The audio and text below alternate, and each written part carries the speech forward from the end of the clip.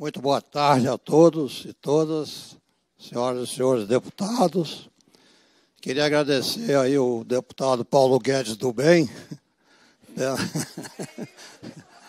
pelo convite de estar aqui com vocês e participar dessa mesa tão ilustre aqui do Ladisma e Maria Lúcia Fattorelli. Eu queria fazer um breve histórico para contextualizar a relação entre os juros da dívida, o petróleo e a estratégia internacional de frear o Brasil. Como dizia Henry Kissinger, né? Não podemos admitir um novo Japão na América Latina. Então, o Henry Kissinger, em 1977, declarou mais ou menos o seguinte, resumindo, né? Os países hegemônicos não podem mais viver sem os recursos naturais não renováveis do planeta e, para tanto, precisam montar um novo esquema de pressões e constrangimentos para garantir essa propriedade. Em 1982, mais ou menos em consequência dessa estratégia lançada pelo Kissinger, houve um encontro de ministros da economia dos países hegemônicos e definiu uma rodada Uruguai do GATT, Acordo Geral de Tarifas e Comércio, né, a sigla em inglês, General Agreement of Tariff and Trade. Desculpe pelo meu inglês macarrônico. Então, em 1986, foi lançado em Punta del Este a rodada Uruguai, que terminou em 1994 na Suíça, com a criação da Organização Mundial do Comércio, com a participação inicial de cerca de 150 países.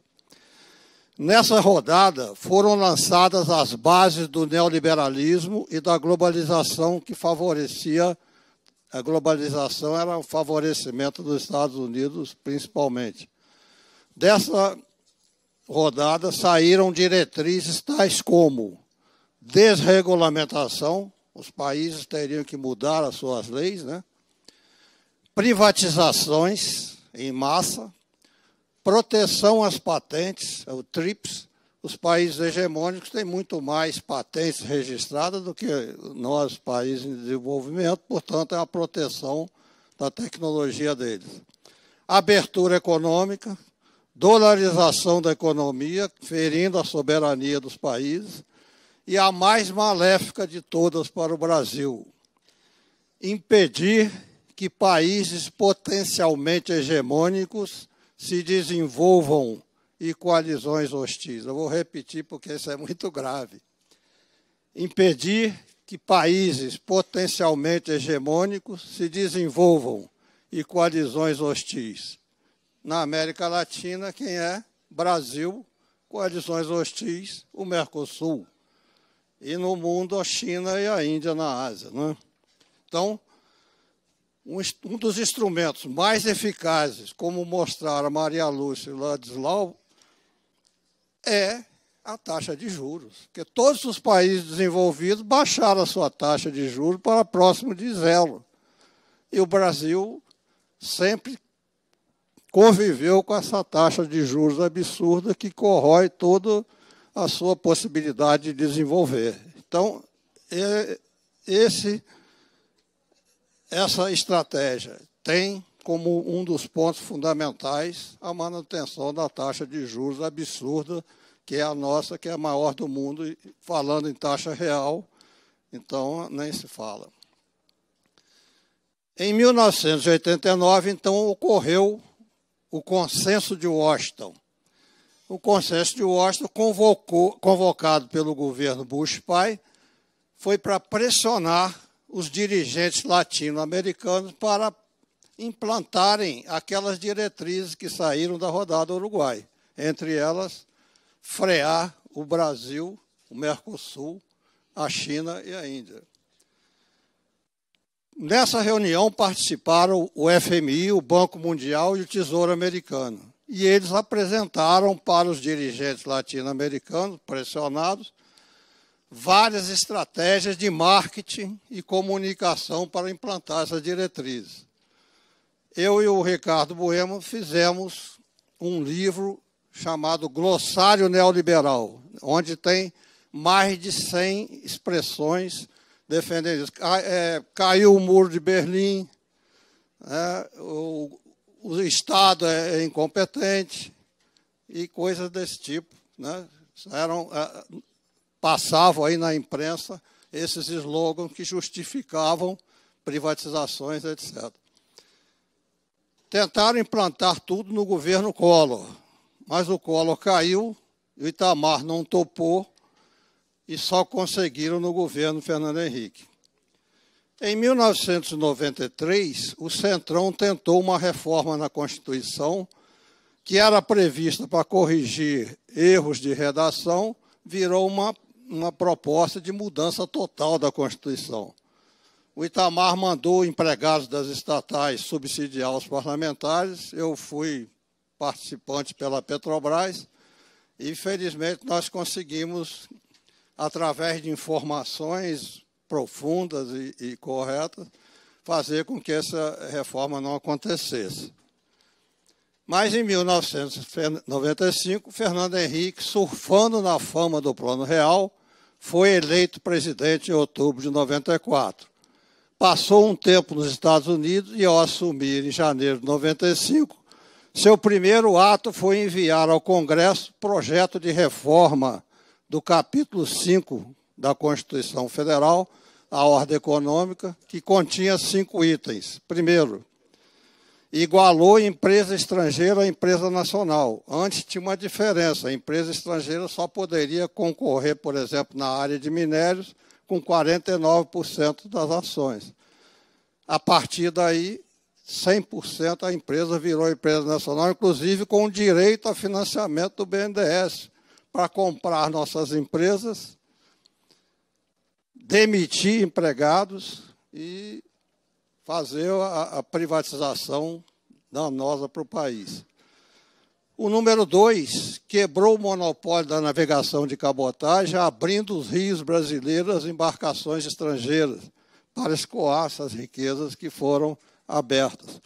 Vendeu a Vale do Rio Doce por 3 bilhões e 2 técnicos da CPRM disseram que a Vale tinha direitos minerários de 13 trilhões de dólares.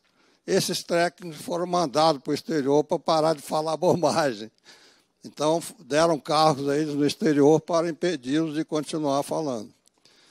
Quebrou o monopólio das telecomunicações e vendeu a Telebrás por 13 bilhões após gastar 20 bilhões para saneá-la. E vendeu em moedas podres.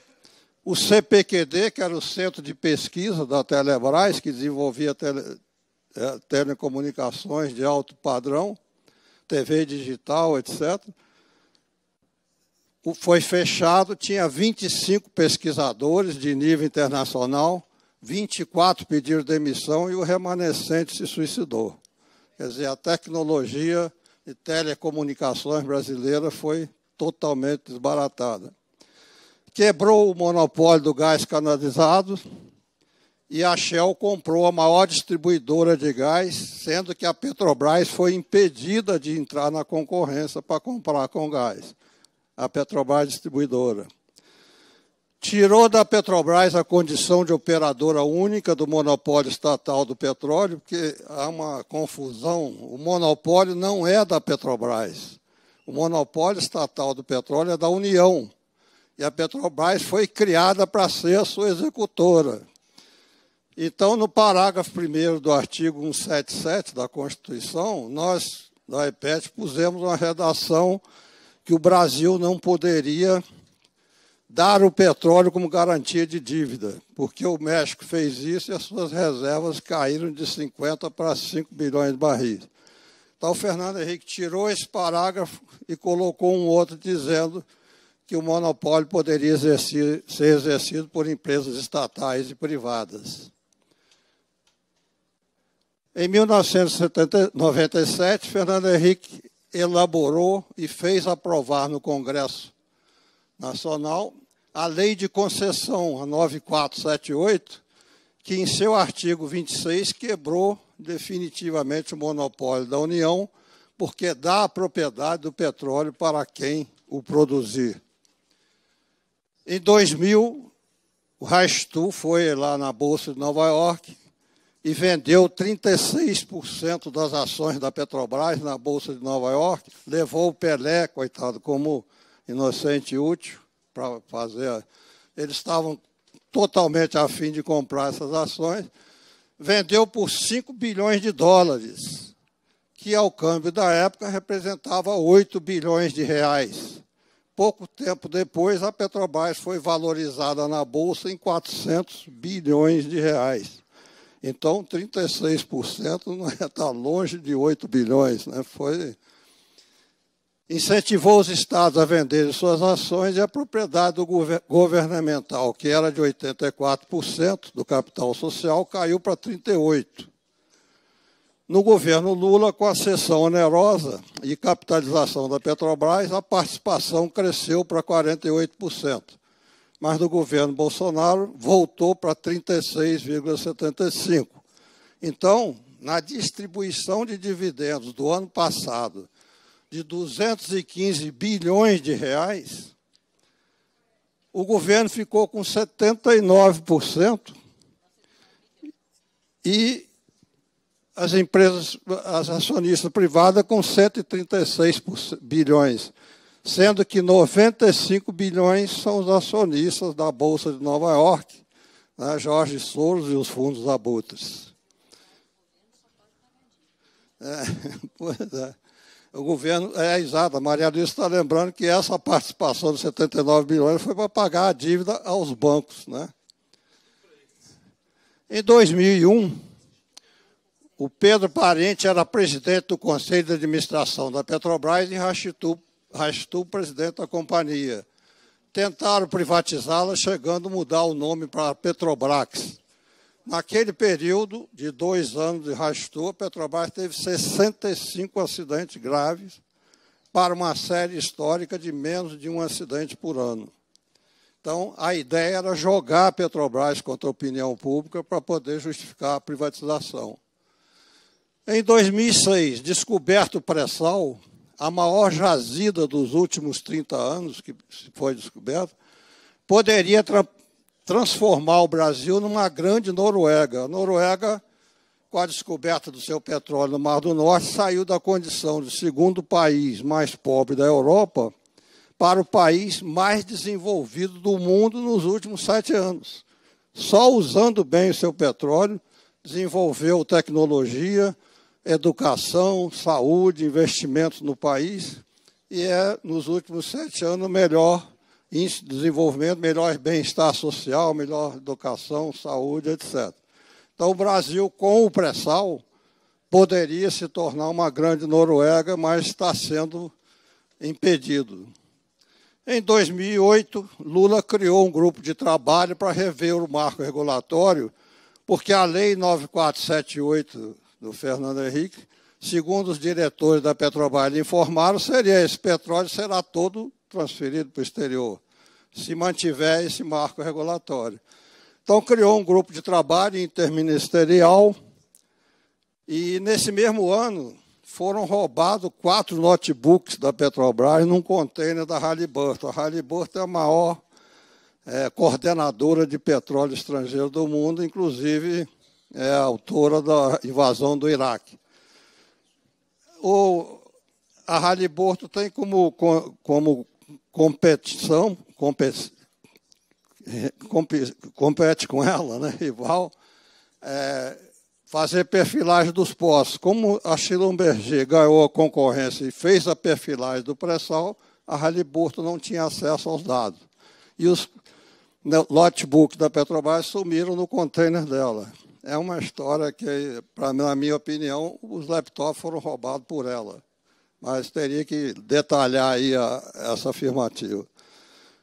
Então, em 2010, foram aprovadas, depois desse grupo de trabalho criado, apresentar 4 projetos de lei, foram aprovados a Lei de Partilha, 12351, A lei de cessão onerosa, que o governo deu 7 blocos à Petrobras e ela pagou com ações, e a lei do pré-sal petróleo.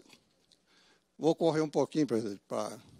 A cessão onerosa permitiu que o governo vendesse para a Petrobras 7 blocos, que deveriam conter uma reserva de 5 bilhões de barris, e, ao serem perfurados os primeiros campos, revelaram uma reserva provável de 22 bilhões.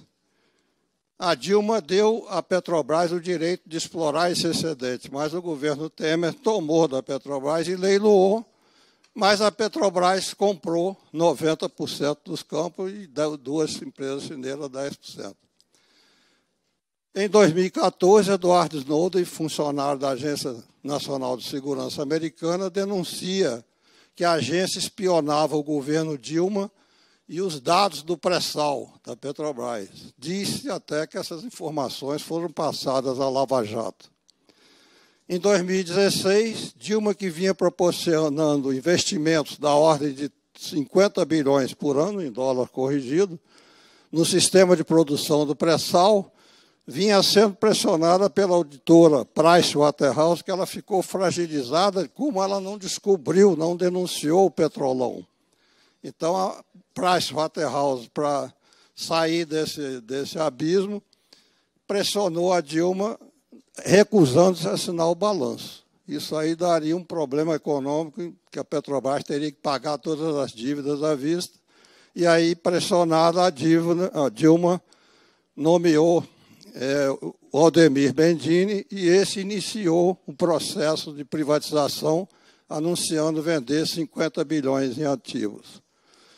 Derrubada a Dilma, os investimentos caíram de 50 para 8 bilhões ao ano no governo Bolsonaro, priorizando a distribuição de dividendos. Então, em 2016, Temer assumiu e, segundo o Intercept Brasil, foi aos Estados Unidos receber instruções para entregar o patrimônio nacional, principalmente a Petrobras. Na volta, nomeou Pedro Parente para a sua presidência para retomar a privatização da companhia. Parente lançou o PPI, o preço de paridade de importação, que faz o brasileiro pagar o petróleo como se fosse importado. E a Petrobras hoje produz o petróleo por menos de 6 dólares o barril no custo de extração. O custo de extração é considerando todas as instalações feitas, e o custo total, considerando investimento, pesquisa, etc., é 25 dólares por barril. Então, nós estávamos pagando o preço de 80 dólares por barril, mais as despesas de importação. Então, com 2 objetivos. Os 2 objetivos de Pedro Parente: jogar a companhia contra a opinião pública para privatizá-la e permitir aos financistas do Copom elevar os juros ao maior patamar do planeta. Então, 2 objetivos: privatizar a Petrobras e aumentar a taxa de juros.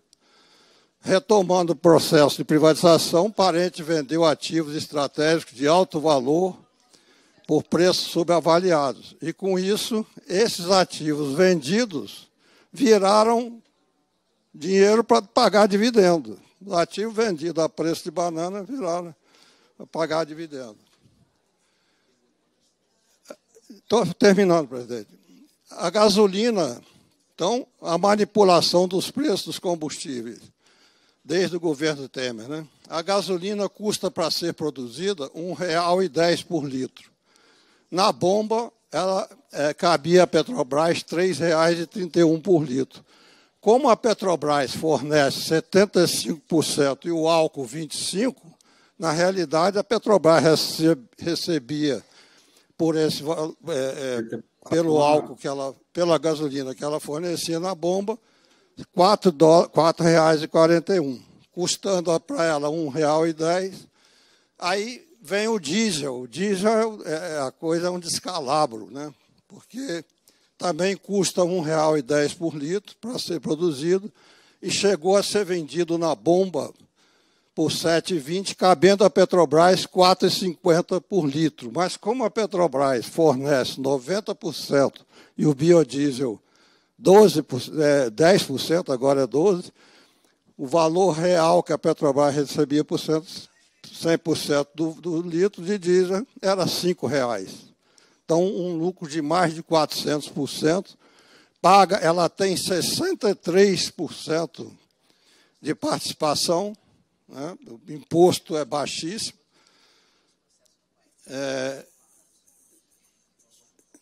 Então, para finalizar, presidente, eu mostro aqui o gráfico da gasolina, né? Os preços da gasolina chegaram, aliás, a evolução do preço do diesel, gasolina embaixo.